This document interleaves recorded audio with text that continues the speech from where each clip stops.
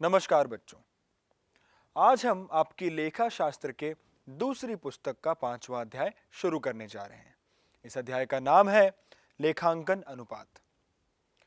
यह अध्याय आपकी कक्षा में आपके परीक्षाओं के लिए बहुत महत्वपूर्ण अध्याय है। वह इसके अतिरिक्त आपको लेखांकन की, खास करके कंपनी के लेखांकन की जानकारी प्राप्त करने के लिए भी बहुत महत्वपूर्ण अध्याय है। तो ये मेरा सुझाव है कि आप इस अध्याय के सभी भागों को ध्यान से देखें। वह इसमें समझाए गए तरीकों, विधियों आदि पर भी ध्यान दें। यह आपको आगे तक काम आएगा। बच्चों, जैसा कि आप जानते हैं, इस अध्याय में आप कंपनी खातों के बारे में पढ़ रहे हैं। पहले 2 अध्यायों में आपने अंशों व ऋण पत्रों को जारी करने से जुड़े लेखांकन की विधियों आदि को समझा। वह उसके बाद के 2 अध्याय जो थे, उसमें आपने पहले तो कंपनी के वित्तीय रिकॉर्ड के बारे में समझा कि एक कंपनी का जो व्यवसाय होता है वो अपने वित्तीय रिकॉर्ड किस तरह बनाता है, किस किस प्रकार से वो अपने लाभ व हानि खाते को बनाता है या किस प्रकार अपने तुलन पत्र यानी बैलेंस शीट को बनाता है। इसके बाद हमने यह भी देखा कि इन वित्तीय रिकॉर्डों का विश्लेषण करना कंपनी के लिए बहुत अनिवार्य होता है। कंपनी एक बड़े प्रकार का, विस्तृत प्रकार का व्यवसाय होता है। इसके वित्तीय लेन देन की मात्रा व उनकी राशियां भी बड़ी होती हैं। कंपनी से जुड़े हुए लोग भी कई सारे होते हैं जो कंपनी के कामकाज, उसके वित्तीय रिकॉर्ड के बारे में जानना चाहते हैं। इसलिए कंपनी के वित्तीय लेन देन का विश्लेषण बहुत जरूरी हो जाता है और उसको सही तरीके से करना उतना ही जरूरी होता है। इसलिए पिछले अध्याय से लेकर अभी तक हम कंपनी के खातों के विश्लेषण पर चर्चा कर रहे हैं। आज हम खाता विश्लेषण का एक बहुत ही महत्वपूर्ण तरीका देखने जा रहे हैं जिसे लेखांकन अनुपात कहते हैं। तो आइए अपना यह अध्याय शुरू करते हैं। बच्चों, लेखांकन अनुपात वित्तीय विश्लेषणों द्वारा प्रकट किए गए परिणामों के निर्वचन का अंग है। अर्थात जब भी आप वित्तीय विश्लेषण यानी कंपनी के रिकॉर्ड का विश्लेषण, एनालिसिस करना चाहते हैं, उसकी जांच परख करना चाहते हैं, तो अनुपात उसका एक अभिन्न अंग होते हैं। यह उपयोगकर्ताओं को कई निर्णायक सूचनाएं प्रदान करते हैं। ये उन क्षेत्रों को इंगित करते हैं, उन क्षेत्रों के बारे में हमें बताते हैं जो कंपनी के कामकाज के बारे में जांच पड़ताल की आवश्यकता रखते हैं। यही नहीं, एक बार इसे प्रभावित तरीके से कर लिया जाए तो ये बहुत सारी काम की सूचनाएं, जानकारियां व विश्लेषण हमें प्रदान करते हैं। अनुपात कम मात्रा में छोटी राशियों के द्वारा, कम संख्याओं के द्वारा हमें बड़ी जानकारी देते हैं। एक छोटा सा अनुपात आपको कंपनी के कामकाज के किसी बड़े पहलू के बारे में बड़ी जानकारी दे सकता है। ऐसे कई अनुपात हैं जिसे आप इस कक्षा में, इस अध्याय में सीखेंगे। ये सभी अनुपात देखने को तो छोटे हैं, लेकिन इनके पीछे छिपी जानकारियां बहुत बड़ी हैं। लेखांकन अनुपातों का ठीक प्रकार से गणना करके, विश्लेषण करके जो उपयोग करता है, उन्हें कंपनी के बारे में कई सी जानकारियां प्राप्त होती हैं, जिनमें से कुछ प्रमुख जानकारियां इस प्रकार हैं। हमें व्यवसाय के उन क्षेत्रों को जानने को मिलता है जिन पर अधिक ध्यान देने की आवश्यकता है। रेशो या अनुपात हमें बताते हैं कि किन क्षेत्रों में, व्यवसाय के किन अंगों या किन हिस्सों में ध्यान देने की आवश्यकता है, कहां पर काम उतना अच्छा नहीं चल रहा है या क्या कमी आ रही है।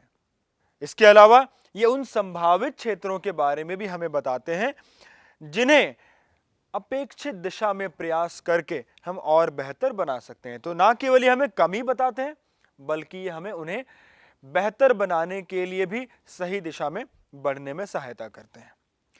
व्यवसाय की कुछ बहुत ही महत्वपूर्ण बातें, जैसे कि उसकी लाभप्रदता, उसकी द्रव्यता, उसका ऋण शोधन क्षमता व सक्षमता, ये कुछ बहुत ही महत्वपूर्ण चीजें हैं कि व्यवसाय की लाभप्रदता क्या है, कितना अच्छा या सही तरीके से वह लाभ कमा रही है।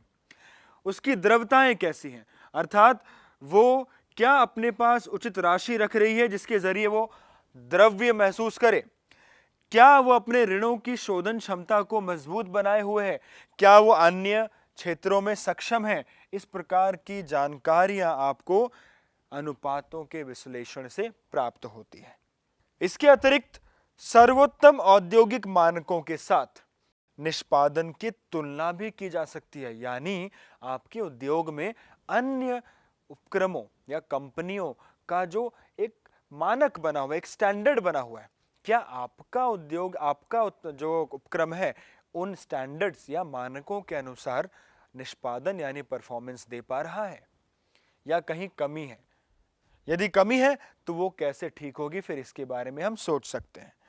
भावी आकलनों व प्रक्षेपों के लिए वित्तीय विवरणों से प्राप्त उपयोगकारी सूचनाएं भी हमें प्राप्त होती हैं, जिसके द्वारा हम भावी समय में अपने कंपनी के निष्पादन से जुड़ी गणनाएं या कल्पनाएं भी कर सकते हैं। तो हमने देखा कि अनुपात या रेशो हमें कंपनी के कुछ महत्वपूर्ण जानकारियां, जैसे उनका प्रॉफिट लॉस यानी लाभप्रदता, उनकी द्रव्यता, उनकी ऋण चुकाने की क्षमता, उनकी अन्य क्षमताएं, ये बताते हैं। ये हमें उन क्षेत्रों के बारे में बताते हैं जहां कंपनी को ध्यान देने की आवश्यकता है, उन क्षेत्रों के बारे में बताते हैं जहां और प्रयास करके कंपनी खुद को बेहतर बना सकती है। तुलना करने में सहायता करती है, हम अपनी अन्य उद्योगों या कंपनियों से तुलना कर सकते हैं, अपने परफॉर्मेंस को, निष्पादन को जांच सकते हैं, बेहतर बना सकते हैं। तो ये छोटे से अनुपात कैसे करते हैं, इसके लिए आपको अनुपातों को जानना, उनकी गणना को सीखना अनिवार्य है। बहुत सारे अनुपात आपको सीखने हैं बच्चों, हम धीरे धीरे एक एक करके इन अनुपातों के बारे में आपको बताएंगे, इनकी परतें आपके सामने खोलेंगे। आप इनके सूत्रों पर ध्यान दें, इनके सूत्रों में जो मदें आपको चाहिए उन मदों का अर्थ समझें, यदि उनके लिए कोई सूत्र है उसको भी समझें। इनमें सूत्रों को समझना व याद करना भी काफी अनिवार्य है। तो हम एक एक करके इन अनुपातों के सूत्र को देखेंगे, इनके महत्व को भी समझेंगे कि हर एक अनुपात क्या समझाता है, वह उदाहरणों व प्रश्नों के जरिए हम आपको इनकी गणना करना भी सिखाएंगे। तो आइए चलते हैं अनुपातों की गणना की तरफ। बच्चों, आपके पास जो अनुपात हैं उन्हें 4 वर्गों में हमने बांटा है। पहले प्रकार के अनुपात हैं द्रव्यता अनुपात। द्रव्यता अनुपात आपको कंपनी की द्रव्यता अर्थात उसके पास उपस्थित नकदी या अन्य चालू परिसंपत्तियों की मात्रा की सटीकता बताते हैं, क्योंकि एक कंपनी द्रव तब कही जाती है जब वो अपने कुछ खर्चों को, कुछ संक्षिप्त देनदारियों को, छोटी देनदारियों को शीघ्रता से बिना किसी कठिनाई के दे सके। यदि आपके पास पैसे हैं, आपके पास ऐसी संपत्तियां हैं जिन्हें आप तुरंत बेचकर या उनका उपयोग करके कुछ राशि प्राप्त करके भुगतान कर सकते हैं, तो आप द्रव्य कहलाएंगे। द्रव्यता अनुपात हमें इस तरह की जानकारी देते हैं कि क्या कंपनी द्रव्य है, क्या वो अपने भुगतान कर सकती है शीघ्रता से या नहीं कर सकती। ऋण शोधन क्षमता अनुपात, आप सभी चीजों को उनके नाम से याद रखेंगे, फिर एक एक करके हम उनके अनुपातों को भी समझेंगे। यदि आप इसके नाम को देखें, यह ऋण शोधन क्षमता की बात कर रहा है, यानी इसके अंदर जो भी अनुपात आप पढ़ेंगे वो हमें कंपनी की ऋण चुकाने की क्षमता या उसकी काबिलियत के बारे में बताएंगे। सक्रियता अनुपात हमें कंपनी का जो दिन प्रतिदिन का कार्य है, बिक्री करना, सामान खरीदना, देनदारों या लेनदारों से जो लेन देन है वो करना, उसमें जुड़ी कुशलता के बारे में बताएंगे। और अंत में लाभप्रदता अनुपात हमें कंपनी की लाभ कमाने की क्षमता व कुशलता के बारे में बताएंगे। हम एक एक करके इनके बारे में और समझेंगे, इनके अंदर आने वाले विभिन्न प्रकार के अनुपातों के बारे में भी समझेंगे। हम शुरुआत करेंगे सबसे पहले द्रव्यता अनुपात से।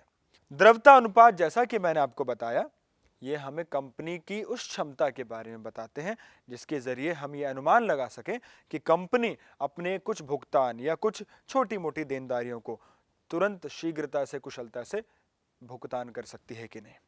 इसके अंदर 2 प्रमुख अनुपात आपको सीखने हैं। पहला अनुपात है चालू अनुपात।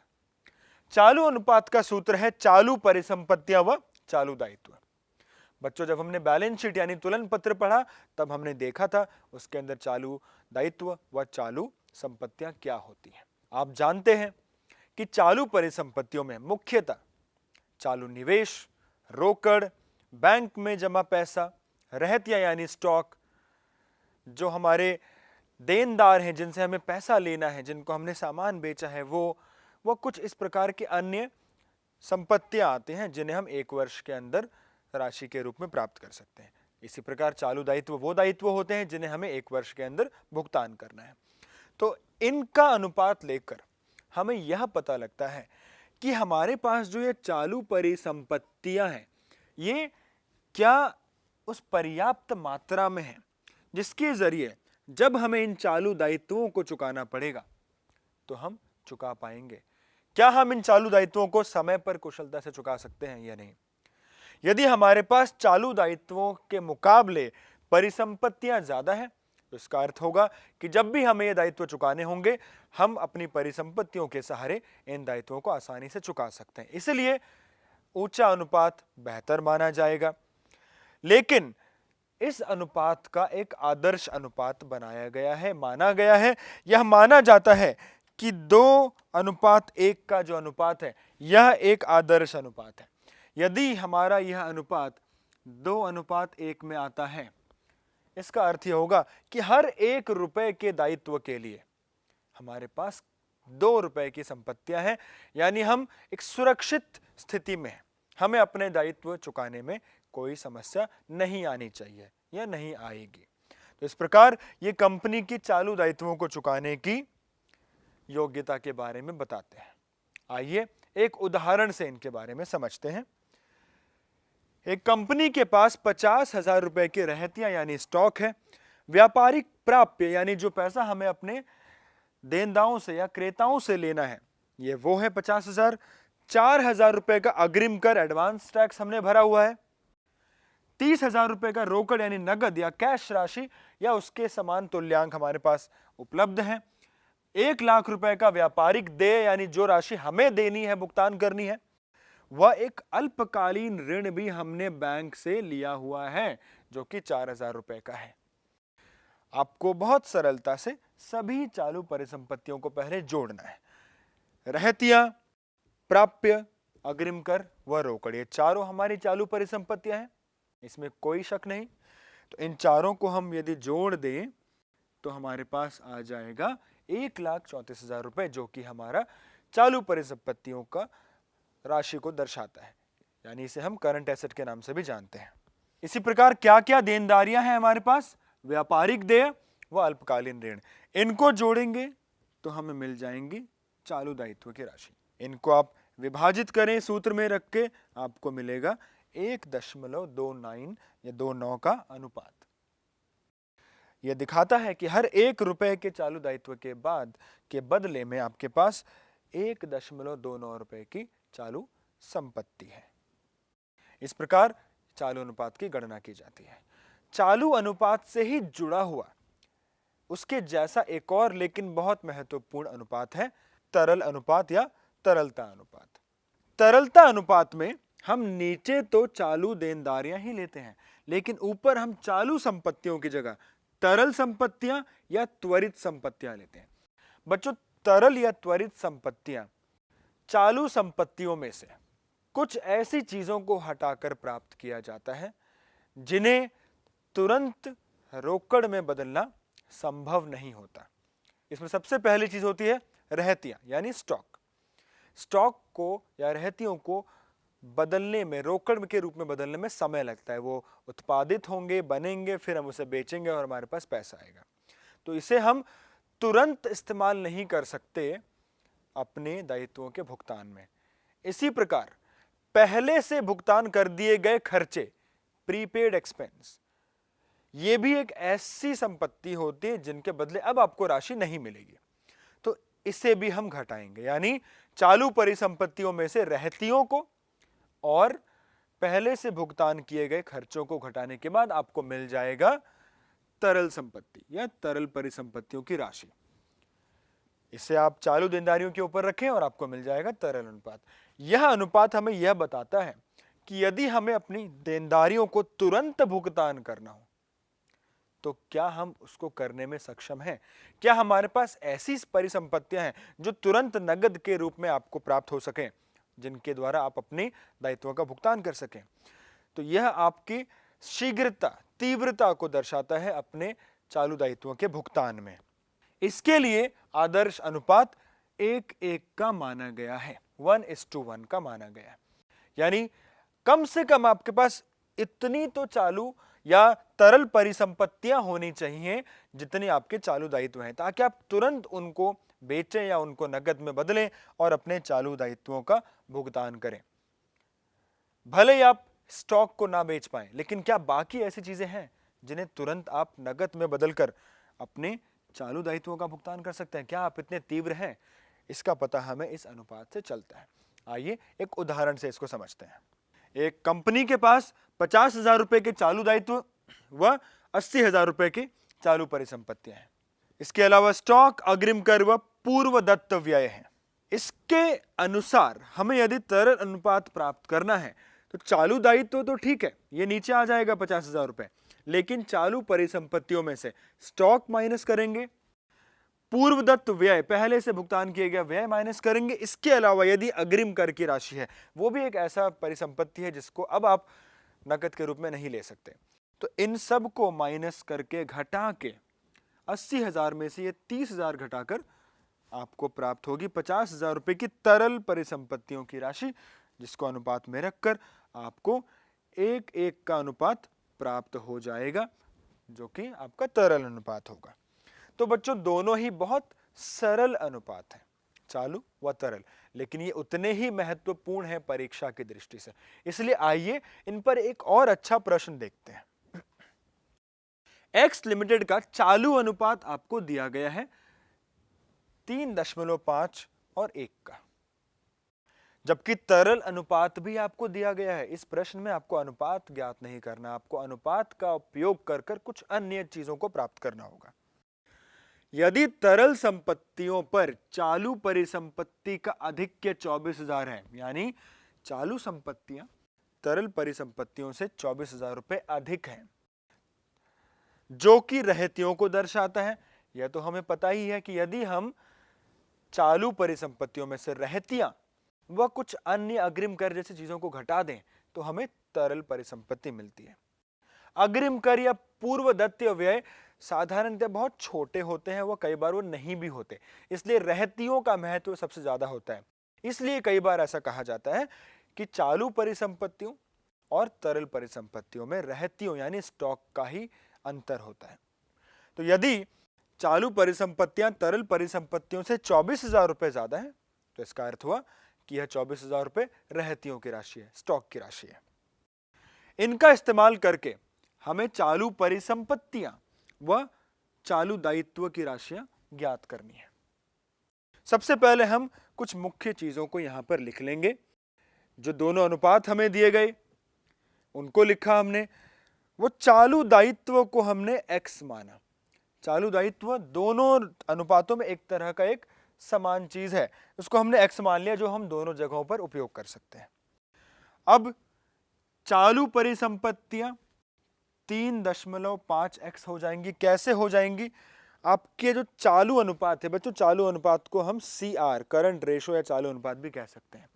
यदि आप चालू अनुपात का सूत्र लगाएं, इसके सामने चालू परिसंपत्तियां यानी करंट एसेट को रखें, नीचे चालू दायित्व यानी करंट लायबिलिटी को रखें, इसमें आप चालू अनुपात का मान डालें जो कि 3.5 और 1 है, सामने चालू परिसंपत्तियों को छोड़ दें, वह चालू दायित्वों को हमने x माना है। इन मानों को रखने के बाद यदि आप इनको गुणा करें तो x और 3.5 एक साथ, वह CA यानी चालू परिसंपत्तियां 1 से गुणा होकर यहां आ जाएगा और ये यहां आ जाएगा। तो आपके पास आ गया चालू परिसंपत्तियों का एक मान, जिसे 3.5x हम कह सकते हैं। इस प्रकार गणना करके हमने चालू परिसंपत्तियों का एक मान प्राप्त किया 3.5x। इसी प्रकार तरलता अनुपात में रखकर हम तरल परिसंपत्तियों को प्राप्त कर लेंगे जो कि 2x आएगा। अब हमें पता है कि रहतियां चालू संपत्तियों व तरल संपत्तियों का अंतर है, तो यदि हम इन दोनों में इनके ऊपर माने गए मान को डालें तो और सामने रहतियों की राशि को 24,000 रुपए रख दें, तो हमारे पास सरलता से इसको हल करके x की राशि 16,000 आ जाएगी। अब x क्या थी बच्चों? x हमने चालू दायित्व को माना, यानी चालू दायित्व आ गया 16,000 रुपए। चालू दायित्व x 16,000, चालू परिसंपत्तियां यहां पर आ गए 3.5x, इसको गुणा करें 56,000। इसी प्रकार तरल परिसंपत्तियां यदि ज्ञात करनी होती तो 2 गुना x करते। तो बहुत सरलता पूर्वक हमने यहां पर चालू परिसंपत्तियों की राशि व चालू दायित्व की राशि को ज्ञात कर लिया। इसका सत्यापन भी हमने यहां पर आपको करके दिखाया कि यदि आपको चालू अनुपात निकालना होता तो चालू परिसंपत्तियां बटे में आप चालू दायित्वों को रखते तो आपके पास 3.5 और 1 का वही अनुपात आता है। इसी प्रकार आप तरल अनुपात को भी चेक कर सकते हैं। अर्थात हमने अनुपात का इस्तेमाल करके संपत्तियों व दायित्व की राशि को ज्ञात किया। अब बच्चों हम एक और प्रश्न देखेंगे जो कई बार परीक्षाओं में पूछा गया है। ऐसे प्रश्नों में आपको अनुपात की मात्रा बताई जाती है, वह कुछ लेन देन दिए जाते हैं और आपसे यह पूछा जाता है कि उन लेन देनों का इस अनुपात पर क्या असर पड़ेगा। क्या इस लेन देन के बाद वह अनुपात और बढ़ जाएगा या वो और घट जाएगा या उस पर कोई असर नहीं पड़ेगा। हमारे पास जो प्रश्न है उसमें हमारा चालू अनुपात है 2:1 का। 3 लेन देन हमारे पास है, हमें इन तीनों का इस अनुपात पर असर देखना है, प्रभाव देखना है। सबसे पहले यदि हम बात करें तो चालू दायित्व का भुगतान है। अब बच्चों प्रश्न पर आगे बढ़ने से पहले आपको करना यह होता है कि जो अनुपात आपको दिया हुआ है इसको आप एक राशि मान लें। यदि हम मान लें कि हमारी चालू परिसंपत्ति 50,000 है और चालू दायित्व 25,000 है तो हमारा अनुपात तो 2 और 1 का ही रहेगा, 2:1 का ही रहेगा। 50,000 बटे 25,000 2:1। तो हमने इस अनुपात के अनुसार कुछ भी राशि मान लेनी है। आप 1,00,000 और 50,000 भी मान सकते हैं। हमने 50,000 की संपत्ति व 25,000 के दायित्व को माना ताकि हमारा अनुपात 2 और 1 का ही रहे। अब पहला जो मद हमें दिया हुआ है वो है चालू दायित्व का भुगतान। अब मान लीजिए आपने 10,000 रुपए के दायित्व का भुगतान किया। आप कुछ भी राशि मान लीजिए जो इसके अंदर हो। मान लीजिए आपने 25,000 में से 10,000 रुपए के दायित्व का भुगतान किया। ऐसा करने से आपके दायित्व 25 की जगह 15,000 के बचेंगे, लेकिन साथ साथ आपके पास नगद भी कम हो जाएगा क्योंकि आपने भुगतान किया है और नगद चालू परिसंपत्ति का भाग है। तो 50,000 में से 10,000 घट के आपके पास 40,000 रुपए की संपत्तियां बचेंगी। अब आप पुनः रेशो निकालें, अनुपात निकालें। 40,000 और 15,000 को भाग देकर आपके पास नया रेशो प्राप्त होगा 2.76:1, 2.67:1 का। यानी कि आपका अनुपात पहले से बढ़ गया। पहले यह 2:1 यानी 2:1 का था, अब यह 2.67:1 का हो गया। तो चालू दायित्व के भुगतान से अनुपात बढ़ जाता है। इसी प्रकार माल का उधार क्रय। मान लेते हैं हमने 10,000 रुपए के माल का उधार क्रय किया। माल खरीदने से स्टॉक बढ़ेगा जो कि चालू परिसंपत्ति का भाग है, तो चालू परिसंपत्ति बढ़ेगी। तो 50,000 की जगह अब हमारे पास चालू संपत्ति हो गई 60,000 की और हमने इसका क्रय उधार में किया है। उधार क्रय करने से दायित्व भी बढ़ेंगे, तो दायित्वों की संख्या या राशि हो गई 35,000। फिर से इनको भाग दें, 60,000 को 35,000 से भाग दें, आपके पास अनुपात आएगा 1.7:1 यानी 1.7 और 1 का, जो कि पहले से कम है। पहले 2:1 का था, अभी 1.7:1 का रेशो है, अनुपात है।